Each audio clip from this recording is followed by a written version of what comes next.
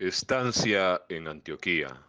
Visitó también Antioquía la Grande, cuando había dejado de guardar silencio, y llegó al santuario de Apolo Dafneo, con el que los asirios ponen en velación la leyenda Arcadia.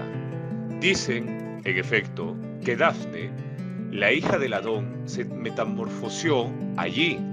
Incluso les fluye un río, el Ladón, y se obra entre ellos un árbol del laurel, resultado, por supuesto, de la transformación de la muchacha.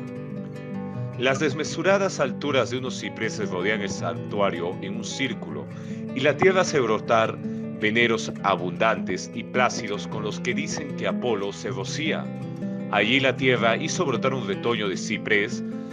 Dicen que como sustitución de ciparizo, un efebo sirio, y hace verosímil la metamorfosis, la belleza del retoño.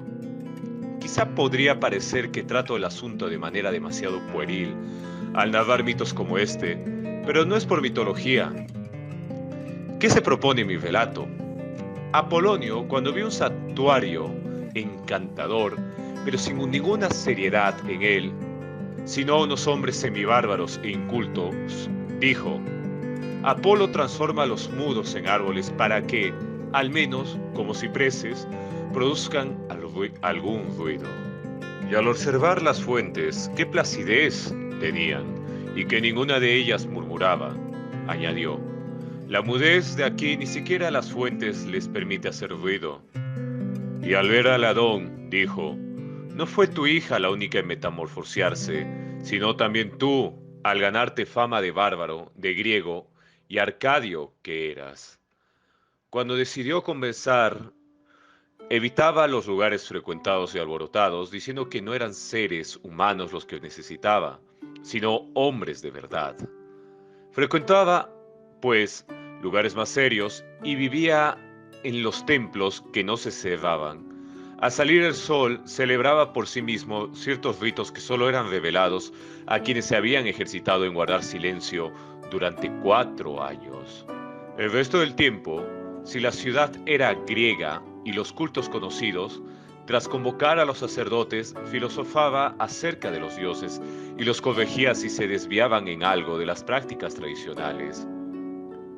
Si era bárbara, y sus cultos de carácter peculiar, se informaba de quienes habían sido sus instauradores y por qué se habían instaurado, y, una vez informado de cómo se llevaba a cabo el culto, y tras haber sugerido algo más sensato que lo que se hacía, si se le ocurría, se reunía con sus discípulos y les instaba a que preguntasen lo que quisiesen. Afirmaba efectivamente que los que practicaban esa clase de filosofía debían, al despuntar el alba, conversar con los dioses, al avanzar el día, mantener conversaciones acerca de los dioses y el resto del tiempo acerca de los asuntos humanos. Tras haber contestado a sus camaradas a cuanto habían preguntado y haber considerado que bastaba de conversación, se dedicaba el resto del día a la arenga al público, pero no antes del mediodía, sino cuando la luz del día estaba en su cenit. Tras haber hablado cuanto consideraba que era suficiente, se ungía con aceite y, tras un masaje, se metía en agua fría, pues le llamaba a los baños calientes la vejez del hombre. Así, cuando se prohibieron en Antioquía a causa de graves inmoralidades, dijo: el emperador, por ser malvado, os ha dado más años de vida. Y cuando los efesios querían apedrear al gobernador por no calentar los baños, dijo: censuráis al gobernador porque os bañáis a disgusto. Yo, en cambio, a vosotros porque os bañáis. El estilo literario que empleaba no era ditarámbico, ni hinchado con términos poéticos, ni alabincado, ni afectadamente ático, pues consideraba desagradable un ático desmedido.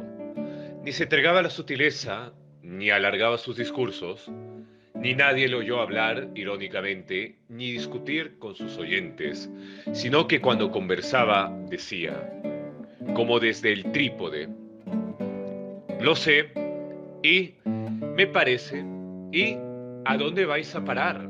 Y ¿es preciso saber?